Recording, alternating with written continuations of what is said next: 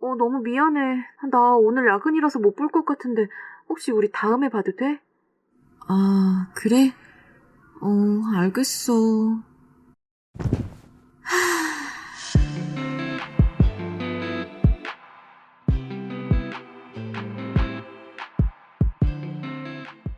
첫 번째, 이프피가 좋아하는 것.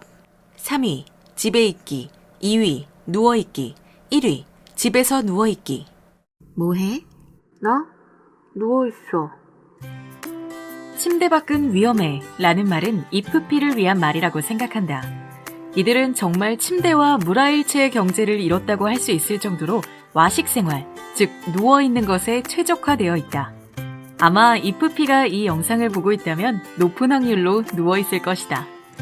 이들은 우울하거나 기력이 없어서 누워있는다기보다는 정말 말 그대로 누워있는 행위 자체를 좋아하는 것으로 보인다. 이프피 친구의 집에 처음 놀러 갔을 땐 나랑 놀기 싫은가? 눈치 없이 놀러 왔나? 이런 생각을 했었는데 이젠 그 친구의 집에 가면 자연스럽게 추리닝으로 갈아입고 나도 같이 눕게 된다. 이프피들은 호기심 많은 예술가라고 표현되곤 한다. 이들은 남이 정해준 계획이나 목표에 자신을 끼워 맞추는 것을 선호하지 않는다. 한마디로 틀에 박히거나 구속당하는 것에 대한 거부감이 있다. 그들의 주기능은 내향 감정으로 내면의 자아를 탐구하고 자신의 가치관과 개성을 중시하는 패턴이 있다. 그래서 남에 의한 것이 아닌 나만의 방식, 나만의 속도, 나만의 길로 걸어가기를 원한다. 게다가 심미안이 뛰어나고 특히 자연을 탐구하고 관찰하는 것을 즐긴다. 이런 요소들이 모여서 예술가라는 기질로 불리는 것 같다. 또한 굳이 예술 계통의 일을 하고 있지 않더라도 취미 생활에서 이프피들의 특징을 관찰할 수도 있다. 내 친구들의 경우 많은 사람들이 와글와글 모여서 하는 취미보다는 혼자 할 수 있는 운동이나 혼자 사부작사부작 즐길 수 있는 그림 그리기, 프랑스 자수, 양모 펠트, 다육이 키우기 이런 것들을 좋아하는 것 같다. 두 번째, 카멜레온. 이 편에 나올 인프피와의 비교해서 자세히 설명하겠지만 이프피들의 부기능은 외향 감각이다. 외향 감각이란 현실적이고 경험적인 측면을 이야기하는데 아주 쉽게 얘기하면 지금 있는 그대로의 상황을 잘 즐긴다는 것이다. 그리고 순간순간 얻어진 경험치를 축적해서 시간이 갈수록 자신의 내면을 단단하게 가꾸어 나간다. 이런 특성 때문에 어떤 사람들은 이프피들이 내향형이라는 걸 눈치채지 못하기도 한다. 이들은 누구와도 두루두루 잘 지내고 놀 땐 잘 논다 라는 말에 딱 맞게 행동하기 때문이다. 그래서인지 모임이나 노는 자리에 나오라는 연락을 종종 받곤 하는데 일단 사람들을 만나면 잘 어울리긴 하지만 처음에 말한 것처럼 이들은 혼자만의 시간을 통해 에너지를 충전해야 한다. 그래서 너무 긴 시간 혹은 연달아서 약속을 잡으면 급격히 피곤해할 수 있다. 남들이 자신에게 피해를 끼치는 게 싫은 만큼 자신 또한 남들에게 피해를 주거나 분위기를 망치고 싶지 않아 하기 때문에 겉으로 티를 내지 않는 것이다. 하지만 이프피는 사람들이 모인 자리에서 다른 유형의 사람들에 비해 항상 조금 더 많은 에너지를 소모하고 있다는 것을 기억해 줄 필요가 있다. 또한 이프피들은 자연으로부터 좋은 에너지를 많이 받기 때문에 만약 당신이 이프피와 함께 외출이나 여행을 하게 된다면 사람이 너무 붐비는 장소나 너무 타이트한 일정을 준비하기보다는 한적한 장소, 적절한 휴식, 풍경을 감상할 시간이 충분한 그런 일정을 준비하자.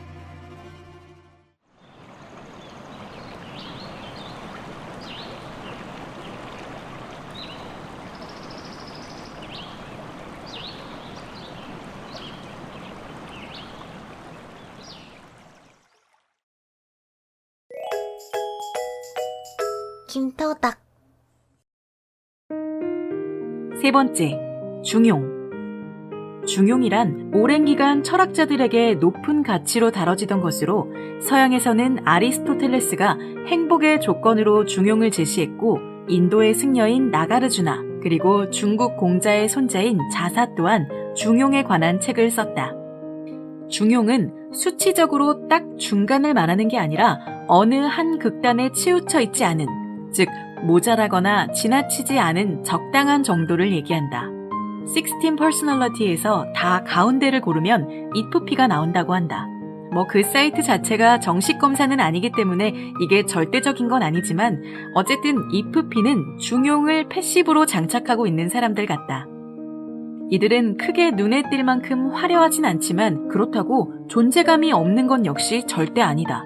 IFP인 내 친구가 자주 하는 말을 떠올려보면 그럴 수도 있지 라는 표현이다. 중재를 해야 하는 입장에서도 이 표현을 자주 쓰는데 그냥 대답하기 귀찮아서 그럴 수 있지 하고 넘기는 게 아니라 진짜 양쪽 다 이해가 가기 때문에 그렇게 말하는 것이다. 자신과 다른 입장에 서 있는 사람의 생각을 파악할 수 있는 개방적인 사고를 가진 유형이다. 그래서 웬만해서는 적을 만들지 않는 편이다. 네 번째, 싸움을 싫어한다. 싸움을 좋아하는 사람도 있어?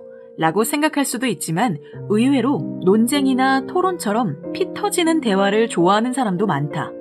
그런데 내가 살펴본 IFP들은 싸움을 정말 싫어한다.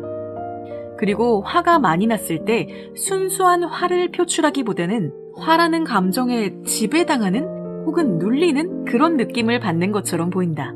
그래서 화가 날 때 눈물부터 나오는 것을 많이 봤다.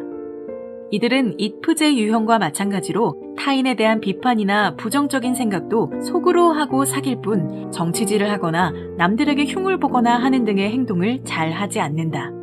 다만 누군가가 지속적으로 눈에 거슬리는 행동을 하거나 IFP를 조종 내지는 속박하려고 하는 등의 행동을 보이면 대놓고 얘기를 하기보단 속으로 조용히 선을 긋는 유형이다.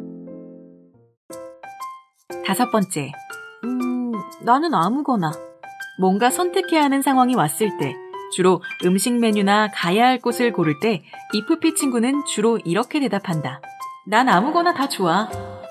물어볼 때마다 아무거나 라고 대답하는 사람을 보고 자칫 책임을 다른 사람에게 떠넘긴다고 생각할 수도 있지만 IFP들의 아무거나는 상대방에게 맞춰주려는 경향에서 나오는 말이다. 이들의 마음속에 자기가 진짜 하고 싶은 게 없는 건 아니다. 이들은 겉으로는 말랑말랑해 보여도 사실 꽤나 완고한 속내를 갖고 있는 경우가 있다. 자신이 무엇을 원하는지 혹은 어떤 것이 나에게 좀 더 좋은지 알고 있지만 상대방이 원하는 것에 먼저 맞춰주고 싶은 마음이 앞서기 때문에 아무거나 라는 대답을 내놓는 것 같다. 나는 이것이 분쟁을 싫어하고 조화를 추구하는 마음으로부터 나오는 그들의 너그러운 표현 방식이라고 생각한다. 그런데 간혹 IFP가 어떠한 문제에 있어서 굉장한 고집을 피우거나 자기 주장을 강하게 할 때가 있다. 그럴 땐 진짜 생각 많이 하고 내놓은 대답일 테니 웬만하면 따라주도록 하자. 게다가 이 현상은 IFP가 당신을 가까운 사람 혹은 안전한 사람으로 느끼고 있다는 증거기도 하다.